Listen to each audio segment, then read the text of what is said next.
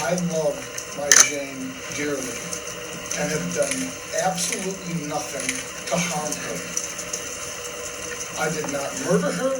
I did not conspire with anyone, especially Mr. Gentz, nor did I solicit him for this crime. What happens when a picture-perfect marriage is nothing more than an illusion?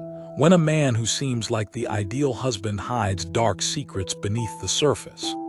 The seemingly perfect suburban life of Jane Bashara, a beloved mother, successful marketing executive, and active community member, came to a shocking and tragic end in January 2012. Found dead in her car in a Detroit alley, her death quickly unraveled a dark web of deception, secrets, and betrayal that no one in her close-knit community could have imagined. Today, we unravel the chilling case of Jane Bashara, a devoted wife and mother whose life was tragically cut short in a murder-for-hire plot that shocked the wealthy community of Grosse Pointe Park, Michigan.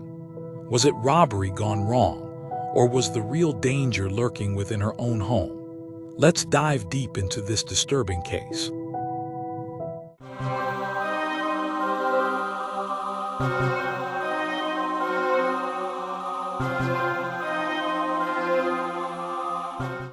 Jane Bashara was a woman who seemed to have it all.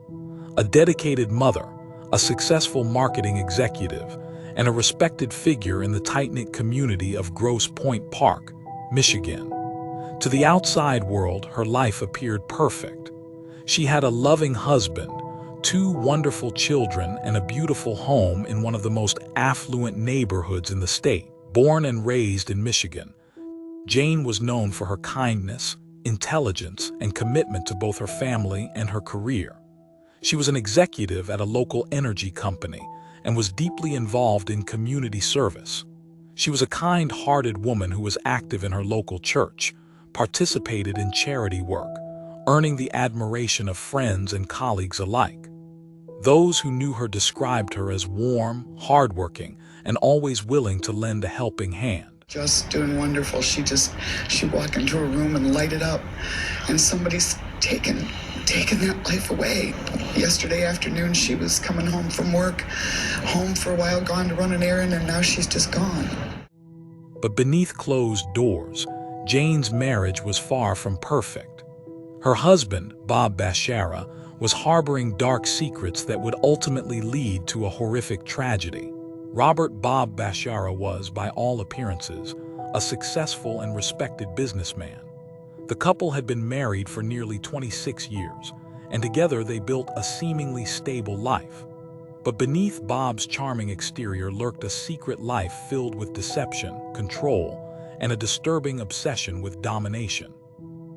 While Bob portrayed himself as a community leader, actively involved in local charities and business ventures, he was leading a double life. He was part of an underground BDSM subculture. BDSM stands for bondage, discipline, dominance, submission, sadism, and masochism. It is a broad term that refers to various forms of consensual power exchange, role-playing, and fetish practices in intimate relationships.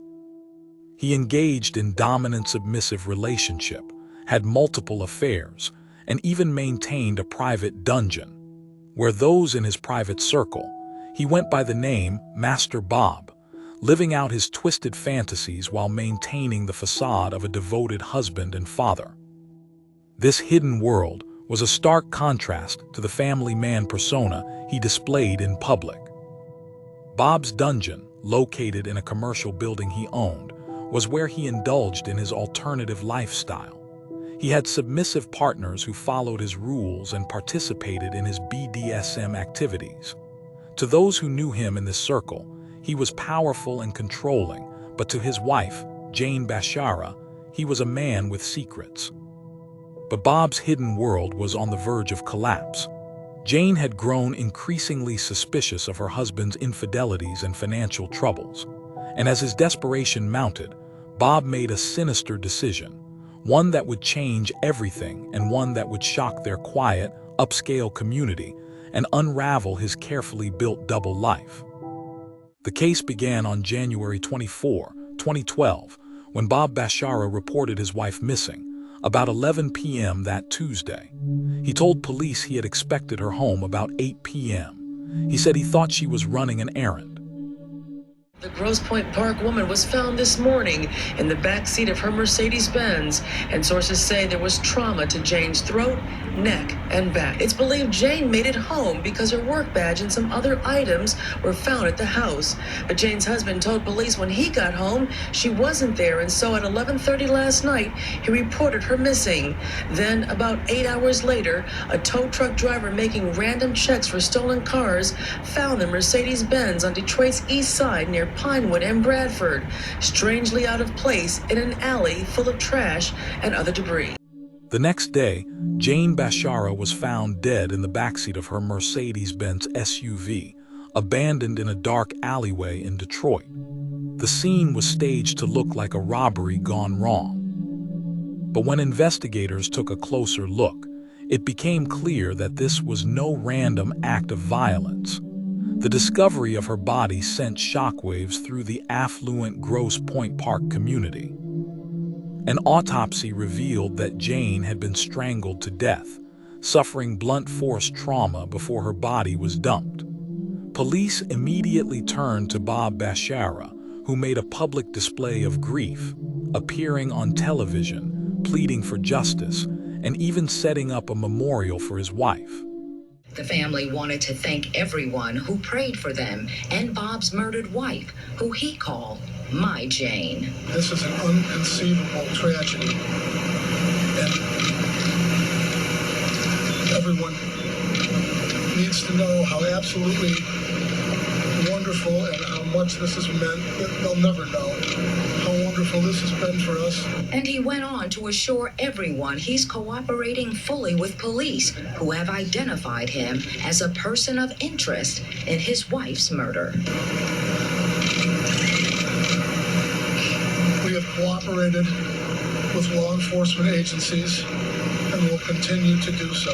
Both our families grieve, and in the light of this horrific event, ask for your continued prayers. But something about Bob's behavior didn't sit right with the investigators. As they dug deeper, a shocking revelation emerged. Bob hadn't killed Jane himself, but he had hired someone to do it for him. Enter Joe Gentz, a handyman with a low IQ who had done odd jobs for Bob in the past. Days after the murder, Joe walked into a police station with a chilling confession. Bob had offered him money, a car, and a job in exchange for killing Jane. He claimed that when he hesitated, Bob threatened him in gunpoint, leaving him no choice but to carry out the crime. Then for the first time, Joe Gentz told in explicit detail that he killed Jane and that Bob was there, arguing with Jane. Gentz says Bob then gave him an order. Next thing I know, he pulls a gun on me and says, "Shut her up." They were arguing still. And he says, "Do it now." So I broke her neck. Yes, I'll be honest, I did do that. But meanwhile, after she was dead, he walks over, her top was open. He goes over to her and he says, "I'm sorry, baby, I didn't mean it." Joe then said Bob threw the contents of Jane's purse all over her Mercedes, making it look like a robbery, helping Joe dump his wife's body in that SUV. This confession painted a disturbing picture of Bob, a man who had become so consumed by his double life and desire to be free from his marriage that he orchestrated the murder of his own wife. Joe's statement blew the case wide open. Investigators now have direct evidence to link Bob Bashara to his wife's murder.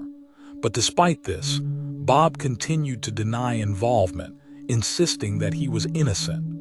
However, his secret life was beginning to unravel, and soon, the entire truth would come to light. As police followed the money trail, phone records, and witness testimonies, they built a rock-solid case against Bob Bashara. They uncovered his affairs, his secret BDSM lifestyle, and the overwhelming financial pressures he was facing.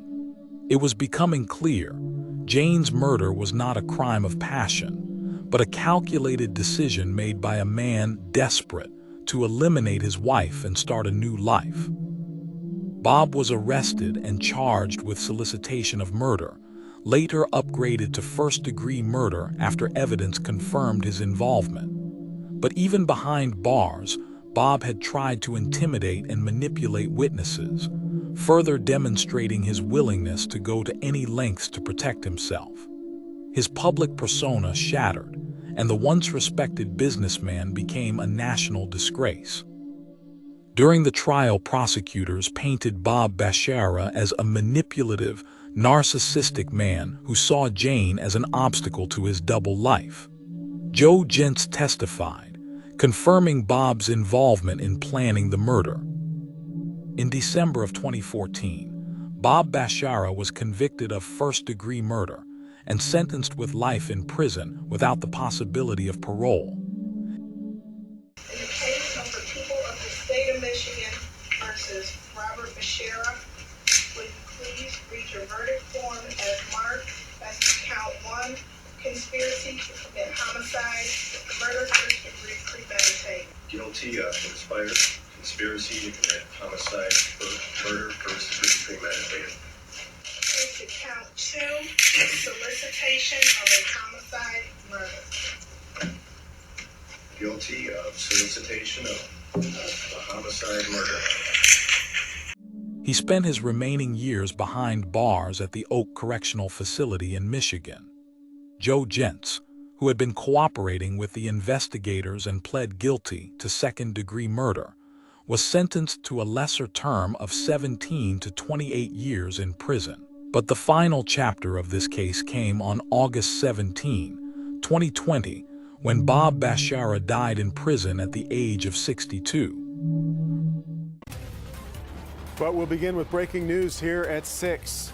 The death of one of Michigan's most infamous inmates, convicted murderer Bob Bashara. Tonight, Michigan Department of Corrections confirms Bob Bashara, seen here in his most recent prison photo, has died. Let's get right to it, Devin. The big question tonight, what is the cause of death here for Bob Bashara, only 62 years old, in prison, but a prison that houses sick inmates? We learned at his trial that he did have diabetes. We also learned from sources tonight that he was very sick, dating back to this past January, dropping a lot of weight, even losing some toes. Tonight, we're getting instant reaction to his death from Jane Bashara's sister. Big news tonight about Bob Bashara. Local 4 has confirmed tonight that Bob Bashara is dead. This is one of the most recent prison photos of the man who called himself Big Bob. His appearance different than what we saw when this case first broke. And you'll remember this case wasn't just sensational. It didn't just go nationwide. It was truly awful. Jane Bashara's sister telling Local 4 moments ago, "I am disappointed he only spent 8 years in prison.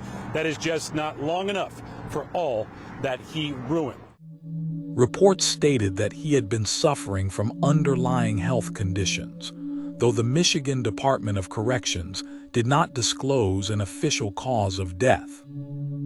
For Jane's loved ones, Bob's death marked the end of a long and painful journey. While justice had been served, it could never bring back the loving wife, mother, and friend they had lost. The murder of Jane Bashara sent shockwaves through Grosse Pointe Park. A town once known for its safety and charm was now the center of national attention. The community mourned the loss of a woman who had given so much to those around her. Jane's family and friends worked to preserve her legacy, turning their grief into action by advocating for domestic violence awareness. Jane Bashara's case is a chilling reminder that sometimes the greatest dangers come from those we trust the most. Her story is one of love, betrayal, and ultimately justice. What are your thoughts on this case? Do you believe there were warning signs that Jane's life was in danger? Let us know in the comments below. And if you found this story compelling, don't forget to like, share, and subscribe for more true crime cases. Until next time, stay safe, stay aware, and remember, the darkest places can be closer than we think.